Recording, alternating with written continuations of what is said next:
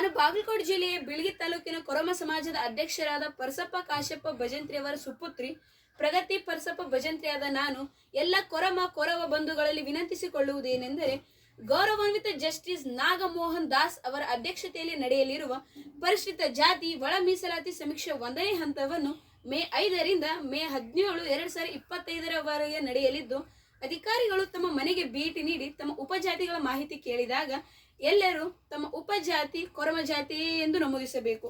ನಿಮ್ಮ ಅಡ್ಡ ಹೆಸರು ಯಾವುದೇ ಆಗಿರಲಿ, ಭಜಂತ್ರಿ, ವಾಜಂತ್ರಿ, ಮಾನೆ, ಜಾಧವ್ ಯಾವುದೇ ಆಗಿದ್ದರೂ ನಿಮ್ಮ ಜಾತಿಯನ್ನು ಕೊರಮ ಜಾತಿ ಎಂದು ನಮೂದಿಸಬೇಕು. ಏಕೆಂದರೆ ಇದರಿಂದ ಸರ್ಕಾರಕ್ಕೆ ನಮ್ಮ ಜಾತಿಯ ಅಂಕಿ ಅಂಶಗಳ ವರದಿ ಸರಿಯಾಗಿ ಸಿಗಲಿದ್ದು, ನಮ್ಮ ಜಾತಿಯ ಒಂದು ಜನಸಂಖ್ಯೆ ಎಷ್ಟಿದೆ ಎಂದು ಪ್ರತಿಯೊಬ್ಬ ಭಾರತೀಯ ಪ್ರಜೆಗಳಿಗೆ ಅರಿವು ಮೂಡಲಿದ್ದು, ಈ ಒಂದು ನಮ್ಮ ಪರಿಶಿಷ್ಟ ಜಾತಿ ಒಳ ಮೀಸಲಾತಿ ನಿಮಗೆ ಸುಲಭವಾಗಿ ಸಿಗುತ್ತದೆ.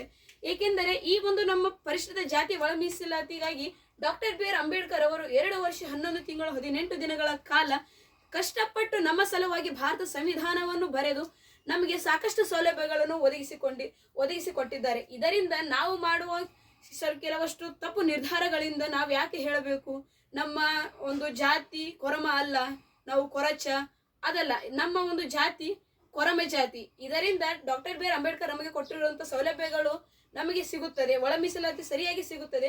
ಮುಂದೆ ನಮ್ಮ ಮಕ್ಕಳಿಗೂ ಸಹ ಸೌಲಭ್ಯಗಳು ಸಿಗುತ್ತವೆ. ಅಕಸ್ಮಾತ್ ನಾವೇನಾದರೂ ನಮ್ಮ ಜಾತಿಯನ್ನು ಹೇಳದೇ ಇದ್ದರೆ ಆಗ ನಮ್ಮ ಮಕ್ಕಳು ನಮ್ಮ ಸೌಲಭ್ಯಗಳಿಂದ ವಂಚಿತರಾಗುತ್ತಾರೆ.